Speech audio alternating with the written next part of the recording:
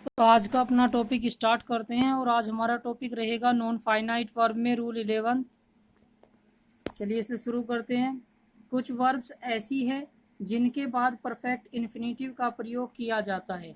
ये वर्ब्स आपको लर्न करनी पड़ेगी, कौन सी ऐसी वर्ब होती है जिनके बाद में परफेक्ट इन्फिनेटिव का ही प्रयोग होगा।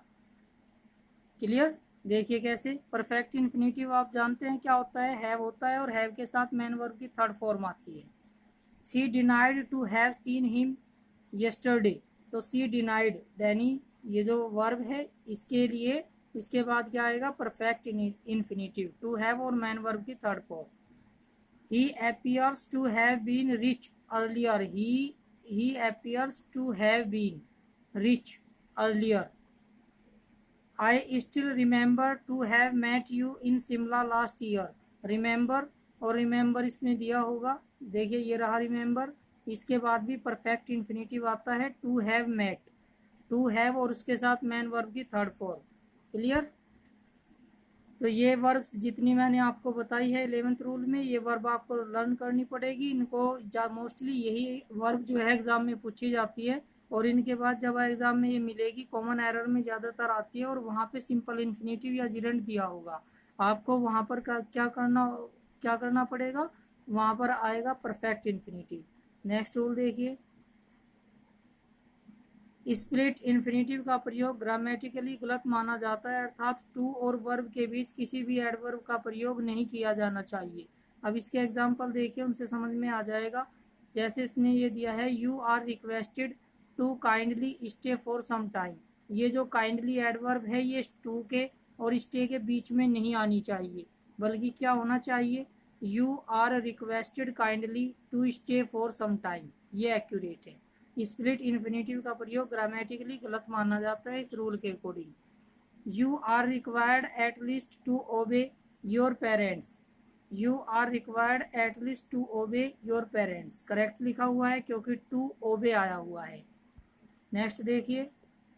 आई advised him to carry carefully the bag. तो टू कैरी, अगर कैरी केयरफुल्ली टू और कैरी के बीच में आता तो गलत होता, अब बिल्कुल राइट लिखा हुआ है। नेक्स्ट देखिए। कुछ वर्ब तथा मॉडल वर्ब ऐसी है जिनके साथ कंटिन्यूअस इन्फिनेटिव का प्रयोग किया जाता है। अब देखिए कंटिन्यूअस इन्फिनेटिव कैसा होगा। कंटिन्यूअस इन्फिनेटिव होता है जब मेन वर्ब की फर्स्ट फॉर्म में आईएनजी आएगा और इससे पहले टू बी आएगा, उसको कंटिन्यूअस इन्फिनेटिव कहते हैं। और ये वे वर्ब्स और मॉडल वर्ब हैं जिनके साथ कंटिन्यूअस इन्फिनेटिव का प्रयोग किया जाता है। इम्पोर्टेंट रूल है, बहुत ज़्यादा एग्जाम में आता है। मोहित appears to be running temperature। She is reported to be working at Chandigarh। She may be sleeping now। May be, ये आया हुआ है may be। He must be waiting for her wife। तो ऐसी जो वर्ब्स हैं और ये जो मॉडल वर्ब्स हैं ये आपको लर्न होनी चाहिए। कौन सी होती है, इनके साथ में हमेशा किसका प्रयोग किया जाएगा, कंटिन्यूअस इन्फिनेटिव का प्रयोग किया जाएगा। चलिए नेक्स्ट देखते हैं। अब इन्फिनेटिव की बात फिनिश हो गई और ये जो अभी आपके सामने इंटरफेस है ये है स्पेशल यूज ऑफ जिरंड। अब देखिए कुछ वर्ब या फ्रेज ऐसी हैं जिनके बाद जिरंड का ही प्रयोग किया जाता है। जिरंड कौन सी होती है, जब मैन वर्ब की फर्स्ट फॉर्म में आईएनजी आता है। इसका स्क्रीनशॉट ले लीजिए। जैसे डिस्क्वालीफाई फ्रॉम है, रिफ्रेन फ्रॉम है, प्रिवेंट फ्रॉम है, मैंने सबका हिंदी मीनिंग भी लिखा हुआ है और उनके साथ उनकी फिक्स प्रीपोजिशन भी लिखी हुई है।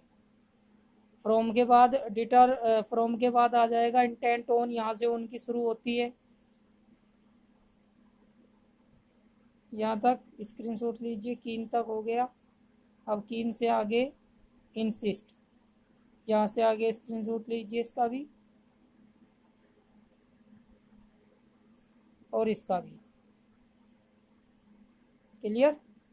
तो ये आपको सारी की सारी जितनी भी ये मैंने वर्ब्स लिखी हुई हैं, फ्रेज लिखी हुई हैं, जैसे टेक या फील प्लेजर, ये फ्रेज होती है। इसके साथ क्या आता है, इन आता है, तो सुखद के अर्थ में यूज़ किया जाता है। इसके बाद में जिरंड का प्रयोग होगा। डिजायरस ऑफ जिरंड का प्रयोग होगा। कॉन्फिडेंट ऑफ जिरंड का प्रयोग होगा। तो इन सब को आपको लर्न करना पड़ेगा कि किसके बाद में जिरंड का प्रयोग होगा।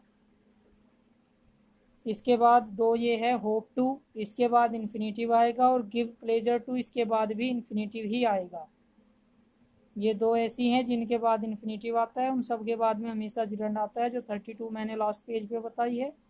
इसका भी स्क्रीनशॉट ले लीजिए। एग्जाम्पल देख लेते हैं अब इसके। I prohibited him from going there. Prohibited के साथ फ्रॉम फिक्स प्रीपोजिशन आती है और इसके बाद क्या प्रयोग होगा, जिरंड प्रयोग होगा। She is bent on, bent on, bent on के बाद भी क्या आएगा, जिरंड आएगा, harming her friend. Neha is confident of, confident के साथ फिक्स प्रीपोजिशन ऑफ आएगी और इसके बाद आएगा gerund, getting success. He instead on paying money to his mother, तो इंस्टीड ऑन, इंस्टीड ऑन के बाद क्या आएगा, पेइंग आएगा, जो कि एक जिरंड है। क्लियर। चलिए, ये हो गई आपके लर्न करने के लिए, यहाँ तक का ही आज टॉपिक को रखेंगे। इसके बाद वोकैबलरी की बात करते हैं। इसका स्क्रीनशॉट ले लीजिए, वोकैब आपको लर्न करनी है। आज की वीडियो में केवल इतना ही रखेंगे और नेक्स्ट वीडियो में मैं नेक्स्ट रूल बताऊंगा जिरंड के। अगर वीडियो आपको अच्छी लगी है तो इसे लाइक कीजिए, शेयर कीजिए और चैनल को सब्सक्राइब कीजिए। इसके साथ ही वीडियो फिनिश करते हैं। Have a good day.